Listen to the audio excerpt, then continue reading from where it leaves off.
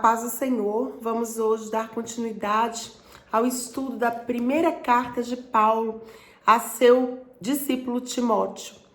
No versículo 4, Paulo vai estar falando para Timóteo não dar ouvidos a fábulas nem a conversas de velhas caducas. Essas fábulas significa que Timóteo não deveria estar dando ouvidos ao que é antibíblico. O que é fábula? Fábula é algo inventado, é uma história fantasiosa. E isso nós temos visto hoje também. Quando existem determinadas pessoas que querem estar firmando uma data para determinados acontecimentos que estão descritos em Apocalipse, como por exemplo a volta de Cristo. Nós sabemos que nem mesmo os anjos sabem no dia da volta de Cristo. E como é que os homens vão saber? Como é que os profetas vão saber? Então essa é uma questão antibíblica. E é justamente isso que Paulo está falando para Timóteo. Não dê ouvidos para isso, mas seja piedoso. E Paulo até faz uma comparação no versículo 8 do capítulo 4, falando que o exercício, ele é para o corpo e ele é pouco proveitoso se a gente comparar com a piedade, que é um exercício para a alma. E Paulo vai dar então uma valorização para a piedade, uma valorização para o ensino, para que Timóteo vá ensinando a verdade, ensinando a palavra de Deus verdadeiramente. No capítulo 5, Paulo vai falar para que não se repreenda um idoso, mas o trate com o respeito devido a um pai, a um avô. E também vai falar bastante. Ele vai levar mais ou menos do 3 ao 15 versículos falando sobre as viúvas. Paulo vai falar que é interessante, que é importante que os crentes, os cristãos estejam cuidando das viúvas. Mas aqui ele vai fazer uma divisão de quem é verdadeiramente viúva.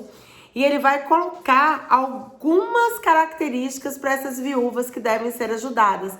Que elas sejam piedosas, que elas sejam esposas, tenham sido esposas de um só marido, que elas sejam aquelas que lavavam os pés dos discípulos, que alimentavam os discípulos.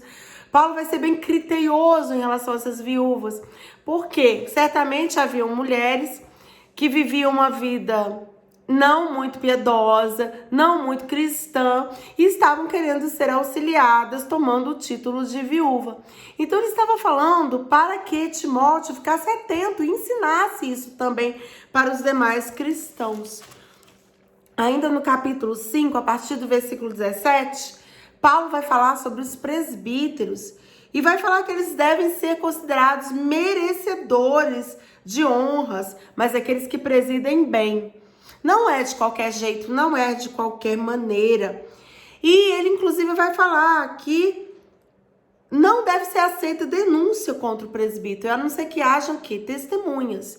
Não é de qualquer jeito, então, que se aponta um servo de Deus, irmãos. Que se aponta, que se fala dele. Às vezes as pessoas só ouviram falar, não tem provas, não tem testemunhas, estão espalhando boatos a respeito dos servos de Deus. E Paulo está condenando isso nessa epístola. A ninguém coloques, versículo 22, a ninguém ponhas precipitadamente as mãos, não te tornes cúmplices de pecados de outros, conserva-se a ti mesmo puro. Então, para impor as mãos sobre a cabeça de alguém, é necessário que você saiba quem é esse alguém. Para quê? Para que a gente não vá compactuar com alguém que está usando um título religioso indevidamente. Isso é muito sério, irmãos. Paulo está dando esses conselhos a Timóteo porque é algo muito sério. No capítulo 6 começa falando sobre uma questão que não vai ser mais atual, que nós vamos ter que adaptar. Mas como, pastora, nós não podemos adaptar a palavra de Deus. Só que aqui está falando de servos e senhores. Não existem mais servos. O regime de servidão, de escravidão, ele foi abolido. No nosso país, a escravidão foi abolida desde 1888.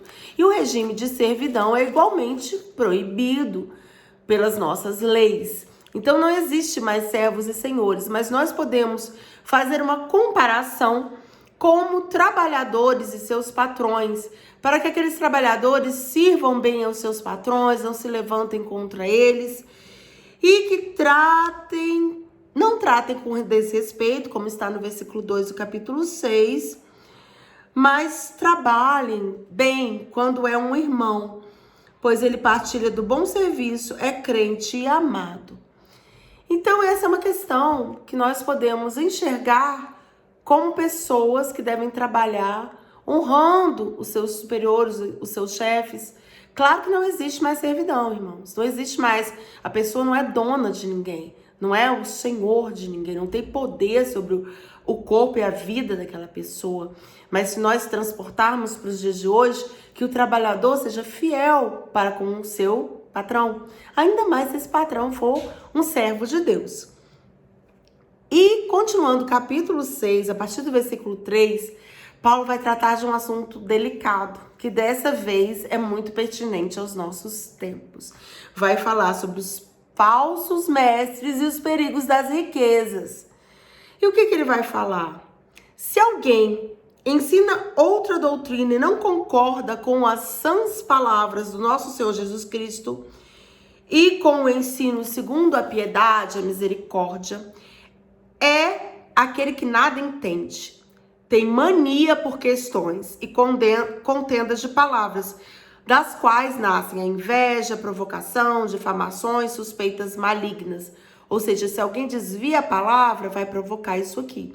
Se alguém fala da palavra de uma outra forma, vai provocar tudo isso aqui. Altercações, ou seja, confusões sem fim, por homens cuja mente é pervertida e privadas da verdade, supondo que a piedade é fonte de lucro. Está escrito aqui no capítulo 6, versículo 5. De fato, continua no versículo 6, grande fonte de lucro é a piedade com o contentamento, ou seja, a nossa felicidade está exercendo a piedade e a misericórdia. Porque nada temos trazido para o mundo, nem coisa alguma podemos levar dele.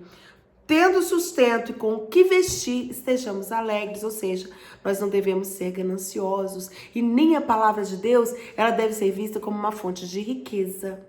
Forte essa palavra para os nossos dias, não é verdade? Ora, os que querem ficar ricos, versículo 9, caem em tentação e cilada em muitas concupiscências insensatas e perniciosas, as quais afogam os homens em ruína e perdição. Porque o amor ao dinheiro é a raiz de todos os males.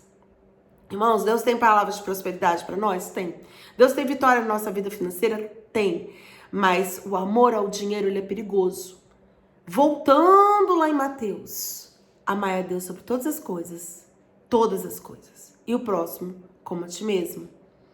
Buscai primeiramente o reino de Deus e todas as outras coisas vos serão acrescentadas. Então a ordem da importância, da valorização tem que ser Deus em primeiro lugar. E não eu vou servir a Deus visando o dinheiro. Isso é errado, isso é pecado e o Senhor condena, está usando aqui o apóstolo Paulo para exortar a Timóteo e fazer com que Timóteo ensine a verdade para os outros. Tu, porém, homem de Deus, foge dessas coisas. Segue a justiça, a piedade, a fé, o amor, a constância e a mansidão. Que conselho maravilhoso que Paulo dá para Timóteo. Não fique se metendo em questões, em brigas, em contendas, em ganância, mas segue a piedade, a constância, o amor, as coisas que são verdadeiramente de Deus, que são verdadeiramente do alto. E, continuando o capítulo final de 1 Timóteo, o Senhor vai falar para Timóteo, por meio de Paulo, combate o bom combate da fé, toma posse da vida eterna, isso é verdadeiramente o mais importante, para a qual também foste chamados, de que fizeste a boa confissão perante muitas testemunhas. Exorto-te perante Deus, que preserva a vida de todas as coisas, e perante Jesus Cristo, que diante de Pôncio Pilatos fez a boa confissão, que guardes o mandato imaculado, irrepreensível, até a manifestação de nosso Senhor Jesus Cristo, a qual em suas épocas determinadas há de ser revelada pelo bendito e único soberano, o Rei dos Reis e Senhor dos Senhores, o único que possui imortalidade, que habita em luz inacessível, a quem homem algum jamais viu, nem é capaz de ver. A Ele toda a honra e toda a glória. Amém. Ele continua falando para que Timóteo exorte os ricos. Exorta os ricos do presente século que não sejam orgulhosos, nem depositem a sua esperança, nem estabilidade das riquezas, mas sim depositem a sua esperança em Deus. Capítulo 6, versículo 17. Que tudo nos proporciona ricamente. Deus é capaz de nos dar tudo, irmãos. Mas a gente não tem que confiar no que Deus dá, nós temos que confiar no Deus que pode todas as coisas. E não na bênção que o Senhor entrega. Amém? E na bênção final, no conselho final, Paulo está dizendo para Timóteo: tu, ó Timóteo, guarda o que te foi confiado, evitando os falatórios inúteis e profanos. Mais uma vez ele volta a falar o que ele estava falando lá no capítulo 4, para evitar o quê? Se alimentar da boa doutrina e evitar as fábulas profanas. E aqui ele volta a falar, ele vai reiterar, ele vai mais uma vez citar. Foge desses falatórios inúteis, dessas contendas, dessas fábulas, de tudo que não condiz com a palavra, com o evangelho verdadeiro, do que Jesus nos deu esse testemunho. Amém? Foge das contradições que falsamente são chamadas, pois alguns professando se desviaram da fé. Paz seja convosco.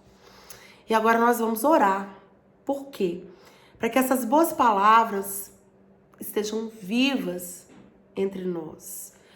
O bom conselho de cuidar das viúvas, de cuidar daqueles que não têm condições, de fugir de contendas, de exercer a piedade, a constância, o amor verdadeiramente, que esteja presente entre nós. Amém? Então vamos orar?